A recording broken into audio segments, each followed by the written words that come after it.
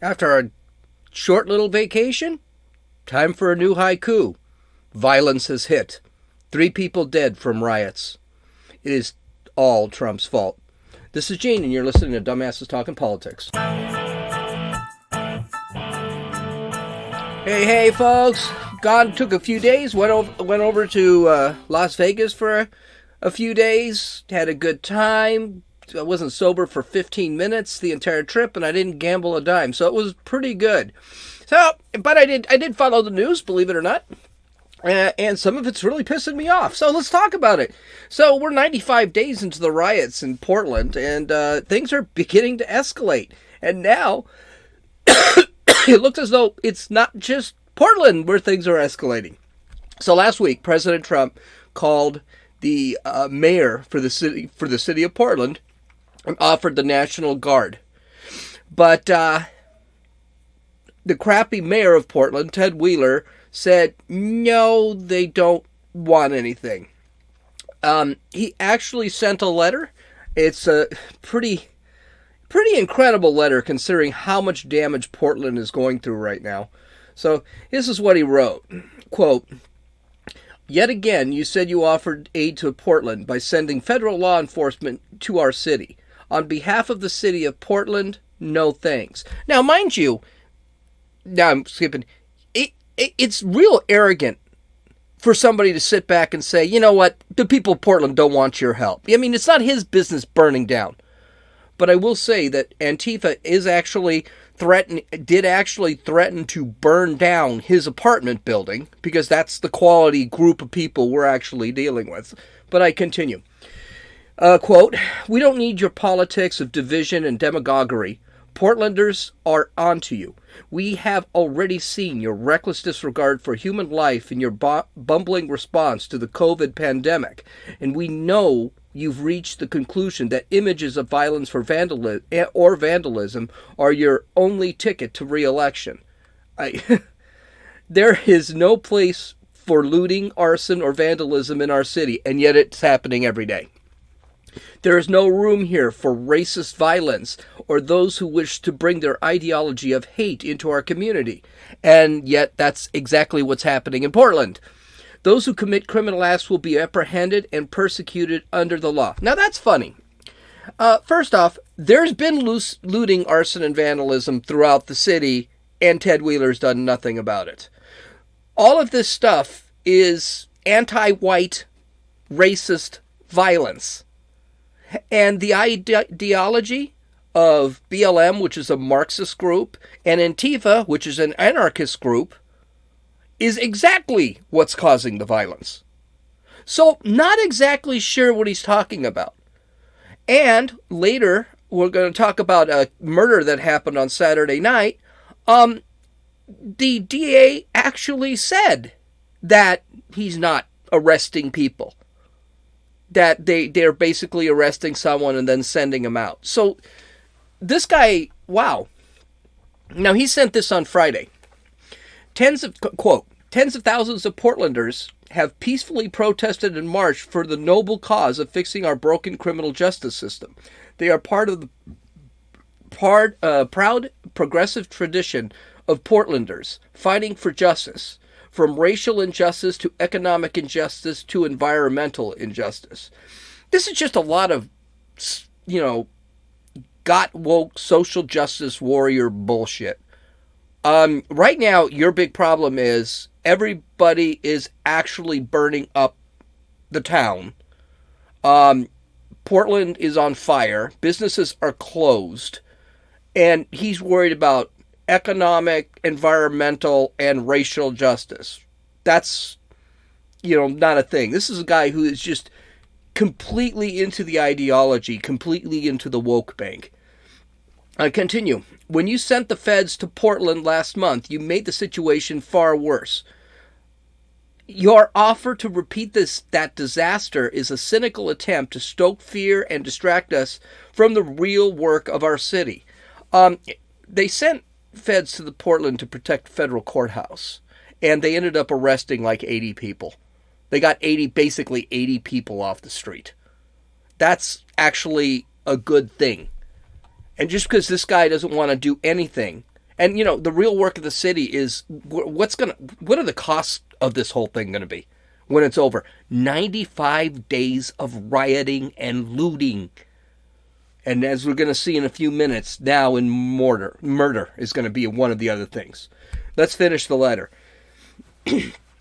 In Portland, we are focused on coming together as a community to solve the serious challenges we face due to systemic racism, global pandemic, and an economic recession. Stay away, please. And that's what ended up happening. Well, unfortunately, when you have no law and order, you have chaos. And that is exactly what's happening in Portland this weekend. And it's actually happening in a bunch of other Democratic cities, as we'll see. So this letter, Trump received this letter on Friday. He made some comments, called him some names, as you would think Trump would do. And things are escalating. So on Saturday night, a group of pro-Trump right-wingers decided to drive their trucks through the Portland streets where Antifa and BLM rioters were. The trucks were covered with pro-Trump, Blue Lives Matter, and American flags. The group was called the Patriot Prayer Group.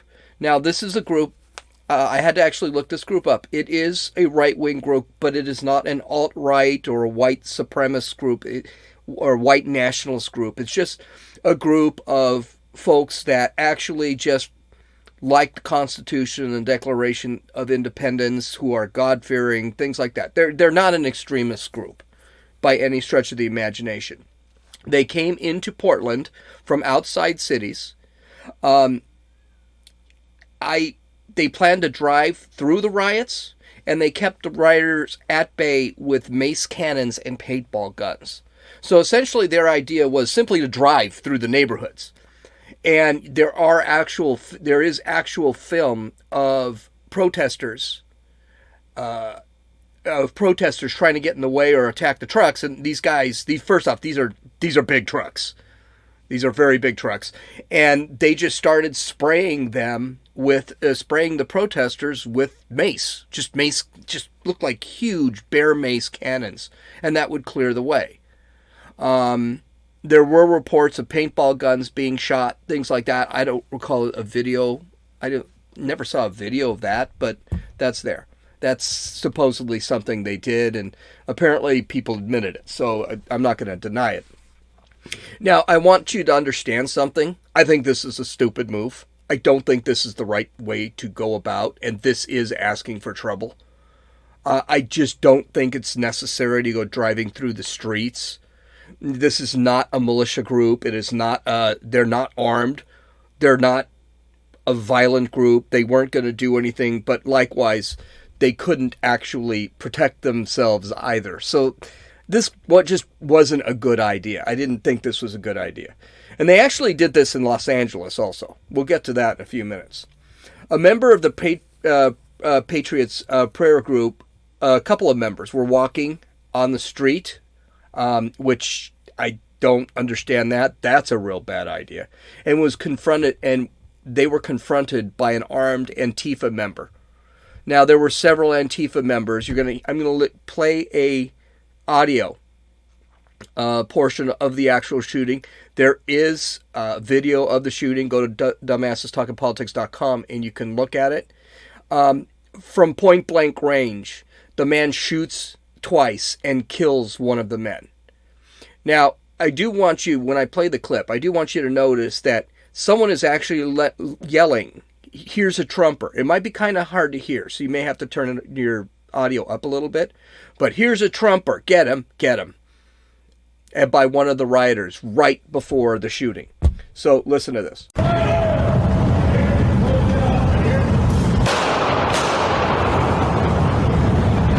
So the guy who did the shooting was identified.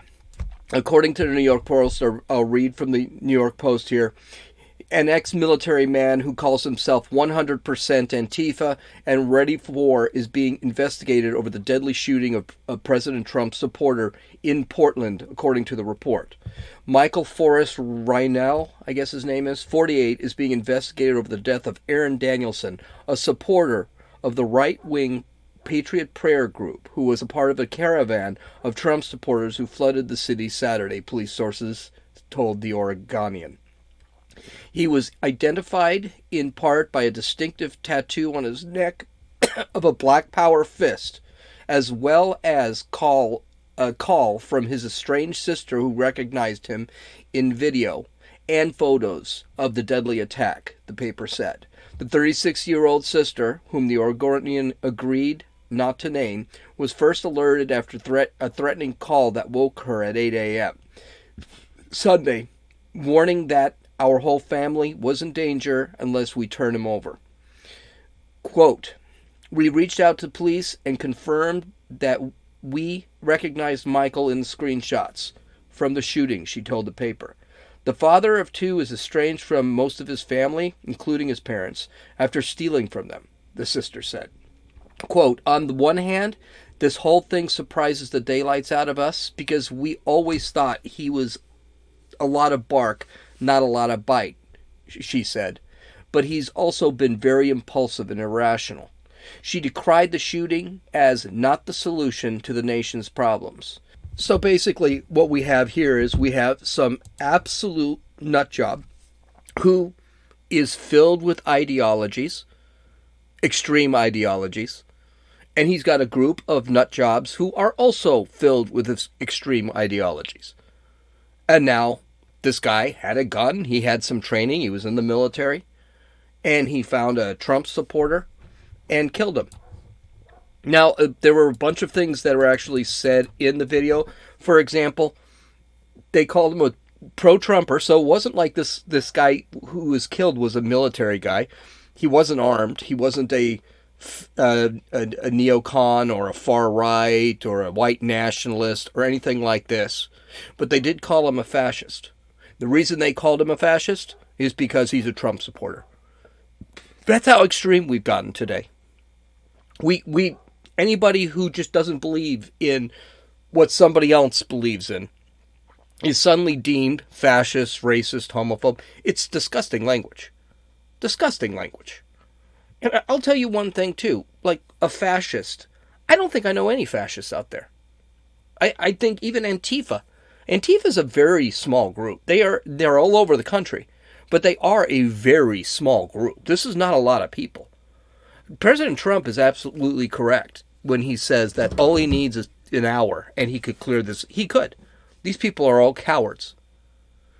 But that wasn't the only incident this weekend, believe it or not. In Los Angeles, the same pro-Trump type of parade was also rolling through the streets. Someone from an apartment building just decided to start shooting at the caravan. Those people were eventually arrested, but it took SWAT and a standoff to actually get them out. These protests are no longer peaceful. These protests are no longer just looting and rioting. These protests are now killing people. I mean, and that's if you decide to ignore the 900 or 1,000 police officers that have been injured or blinded, or David Dorn, who was shot in the chest. I mean, I would have thought David Dorn would have been a bigger story than it was, but listen, I understand that Trump doesn't want to implement the Insurrection Act. Now, for those who don't know, the Insurrection Act is when there appears to be an insurrection, a rioting, an uprising. President Trump, the president, has the right to implement this act and quell the violence no matter whose district it's in. So right now, the Insurrection Act is not implemented, and the people who control are the mayor of Portland, and he's advised by the governor of Oregon. And President Trump, technically, right now, has no right just to send federal troops over there, unless it's to protect federal property, which is why federal troops were there before. Now, the Insurrection Act is not something that hasn't been done before, even though Trump will be blasted as a tyrant and a dictator when he implements it. And I'm saying when. But Lyndon B. Johnson and John F. Kennedy, they also used the Insurrection Act in the 60s. This is just not something that isn't used. I believe there were a couple of other presidents that actually used it. But I think it is time to wrestle these cities back from the thugs and give it back to the citizens that actually contribute something to society. I think Trump is going to actually do it. He has the legal right to fix what Ted Wheeler refuses to. He has to send the National Guard to Seattle, Chicago, New York, Portland, Kenosha, even though Kenosha seems to be calming down because the local mayor actually did ask for the National Guard to come in. Last I heard, and today's Tuesday, last I heard, as of Monday night, the protests had actually really calmed down in Kenosha, Wisconsin. They refuse, all these cities, except Kenosha, just refuse to allow Trump to send them National Guards simply because they hate Trump. And they actually like the philosophies of the rioters. They do. They love the Marxism. They love the whatever it is they do. That's what it is. And then, of course, all these mayors and governors, all these Democrat leftists, think there's systemic racism and general rottenness of the United States. So they think, yeah, let's go fight it out. Let's do it. And they like to, for some reason they buy this, these guys continue to blame Trump. It's Trump's fault that they're rioting in Portland. Trump, who has sat back and said, guys, you got to stop rioting. You got to stop these riots. Trump, who has said, called Wheeler and the governor in Oregon and said, hey, I can send you 1,000 National Guard troops right now and this thing can be fixed. But Ted Wheeler, nope, he decided to blame Trump. So listen to this little clip. This is Ted Wheeler actually blaming Trump for the shooting. And even though Trump basically said, I can send you National Guard troops, and Wheeler told him to kick sand. Yesterday's events began with hundreds of cars filled with supporters of the president, rallying in Clackamas County and then driving through downtown Portland. They were supported and energized by the president himself.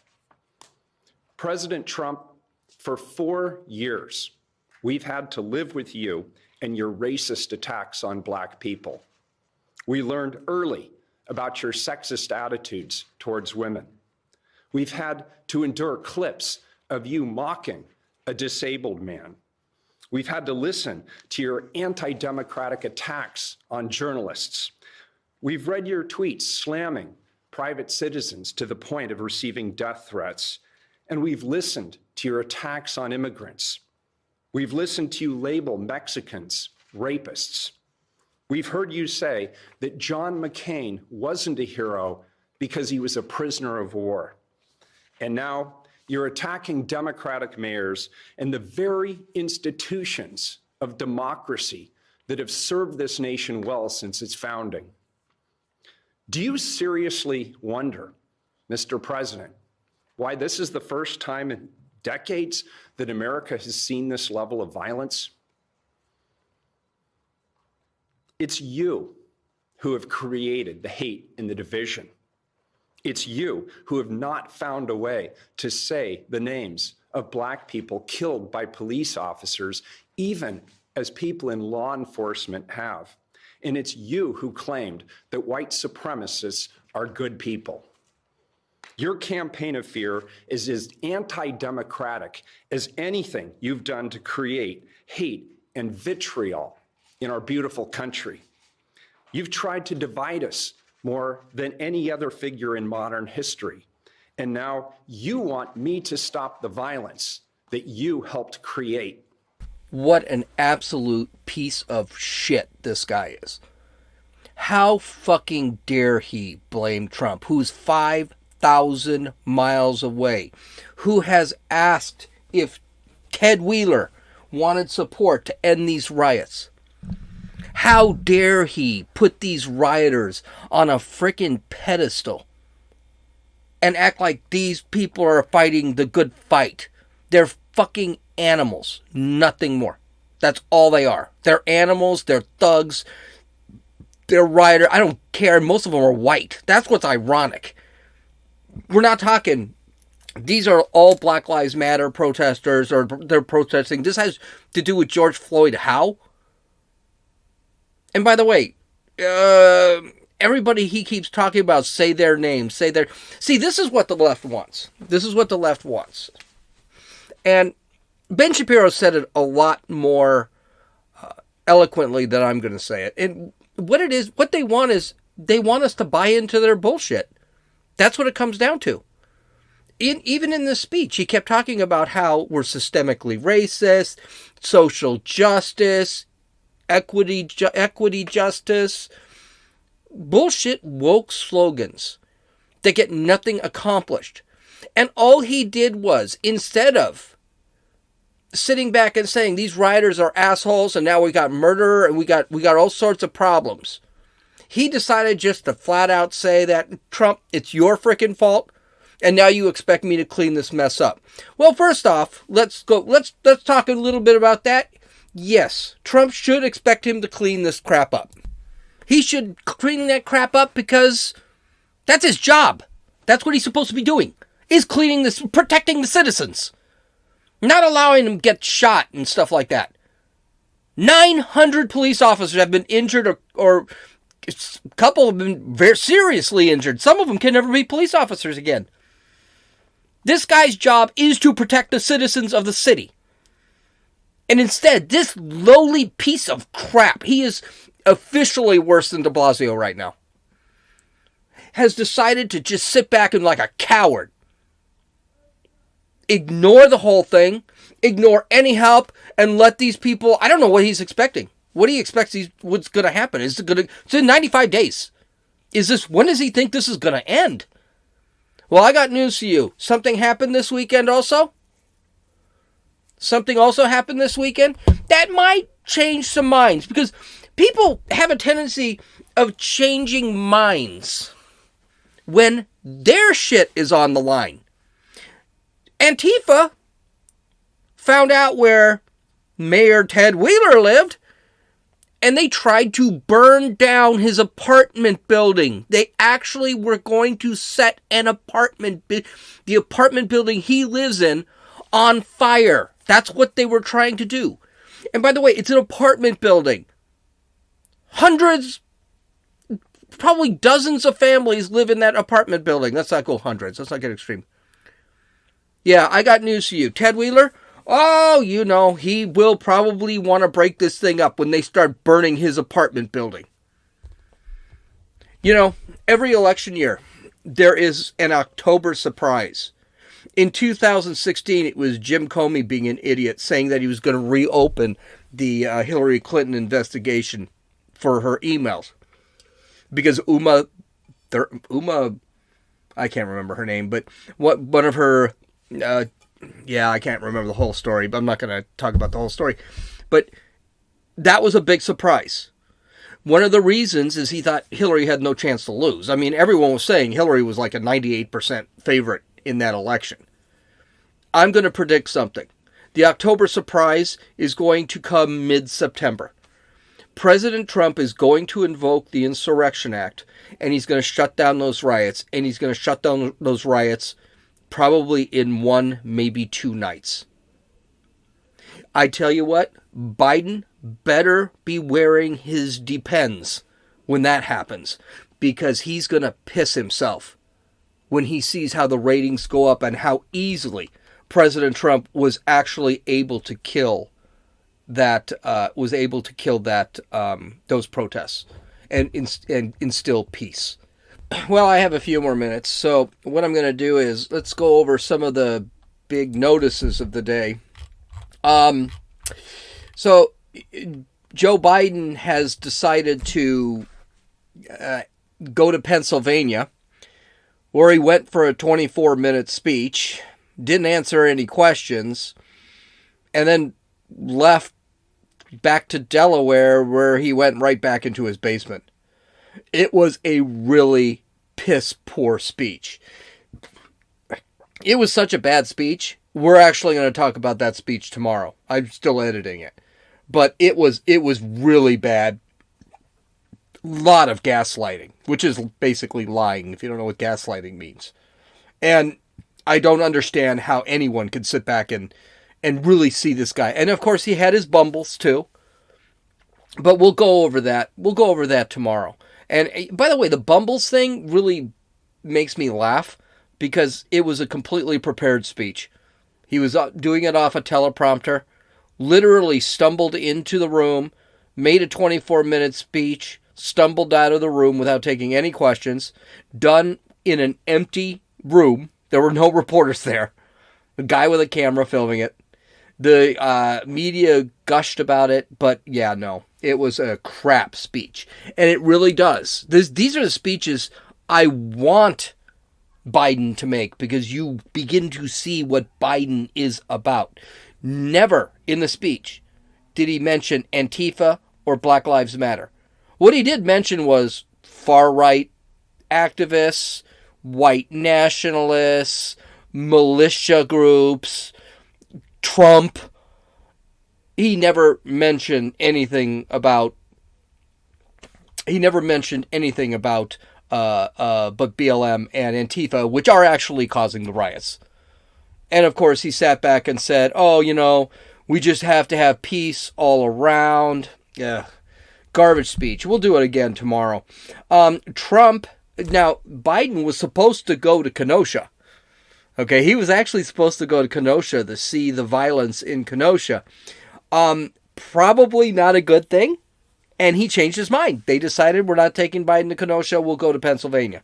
Now, here's the thing. I'm not exactly clear on exactly what Biden thinks he's getting as far as a bump by going to Pennsylvania and not seeing anybody and hiding away and then running away from Pennsylvania. I don't understand how he thinks this is going to be a positive thing. And by the way, there are no plans for him to make any other speeches or anything else. This was his big campaign trail thing. I'm not exactly sure what this guy is doing. He is bombing in the polls right now. And I think things are going to get ugly, especially when he starts dropping in the polls and he's going to actually have to go out there and he's going to have to talk and he's going to have to start answering questions. The guy's literally had 3 interviews, but with the likes of like Cardi B and crap like that. So, not going to happen. Trump did go to Kenosha, to the dismay of the governor. The governor also wrote him a letter saying that, hey, don't come to Kenosha, don't come to Wisconsin.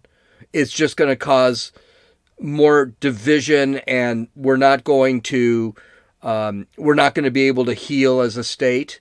But unlike Ted Wheeler's letter, his letter was a little lighter. It was just like, sir, please don't come. I mean, it was not a terrible letter, but Trump basically gave him the middle finger, as he should have. And he met with the local authorities, local mayor, and the local law enforcement, and had a round table. They talked about what happened. And unlike Portland, where, hey, federal assistance is not even wanted, Kenosha actually asked for federal assistance. Initially, the governor in Wisconsin didn't want to give it because this is a win for Trump. Trump basically sent, I think it was 1,000 National Guard troops, and the riots pretty much ended. Right now, there's no rioting in Kenosha. There's no looting in Kenosha, so it pretty much ended. The big controversy was that President Trump did not visit the family of Jacob Blake.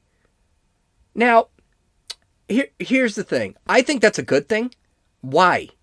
Why give credence to the bullshit media narrative that the media is pushing? And by the way, there's actually more news about this piece of shit. Remember, the media lied about it. They said that he was there as a good Samaritan breaking up a domestic fight between a woman and another woman.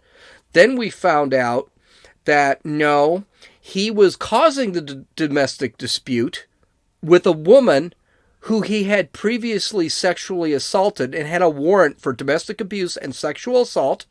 And she was 15 years old. And that he had stolen her keys and he had walked to the car. Police tried to arrest him. They struggled. Blake threw them off. He walked around the car. Police had guns drawn.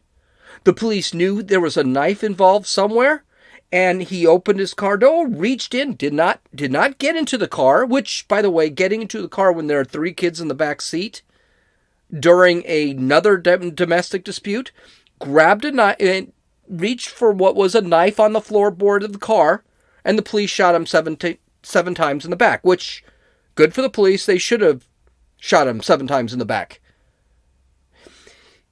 Here's the thing. We got more news today about that whole thing. Woot woot! On Tuesday, it was reported Jacob Blake sexually assaulted the woman again. That's why the woman called the police. It wasn't just a domestic disturbance. He committed another rape. Apparently, he walked in while she was asleep and stuck his fingers inside of her. Oh my God. So here's the thing. It makes absolute sense that Donald Trump didn't go visit. But here's the thing. And the media made it out that you should have visited. No, you shouldn't have visited. And the reason he shouldn't have visited is you are playing to the narrative. Now, the family, the mother thinks that Jacob Blake is kind of a piece of crap. She's flat out said it. She goes, no, this is not this violence and things. She even apologized to Donald Trump for the mess that was created over her son. The father, he looks like a piece of shit too. He's, dumb, fat, with a big freaking ponytail. He's the one who keeps saying, oh, well, the injustice, whatever. I really would have wished President Trump and Kayla McEnany, I hope I got her name correct, had actually pointed that out. Because I just gave you the whole situation with this piece of crap. And there should be no way President Trump visits the family of a rapist and a domestic abuser because he got shot. Well, yeah, you resist arrest, you threaten the police, you commit 2 sexual assaults, 2 domestic abuses. I'm not sure, but rumor has it that the car was not his, so he's stealing the person he was abusing's car with 3 kids in the back. Yeah, no, that's not a good guy. That's probably not someone you want to have a discussion with. But, hey, I don't know. That's just me. If I were president, I'd say, no, he committed sexual assault twice. I have no sympathy, and he resisted arrest. And I would like them to not try and comply or cooperate with the media, because there's no reason for it. He's going to be wrong no matter what. I mean, if he did go visit the Blake family, I guarantee you the media would say, oh, by the way, he's a sexual abuser. You visited the family of a sexual abuser. They would do something like that. So he's not going to win. So, why bullshit him? Just say what you think. Okay, so we're going to do another one tomorrow with Joe Biden's speech. You can follow me on Twitter at RunninFool, RUNNINFEWL. You can download or listen to this podcast on Apple Podcasts, Podbean, Podcast Addict, Stitcher, and YouTube. You can visit my website at www.dumbassestalkingpolitics. You can take a look at my show notes, any links, references, pictures, videos. This is Gene, and you've listened to Dumbasses Talking Politics.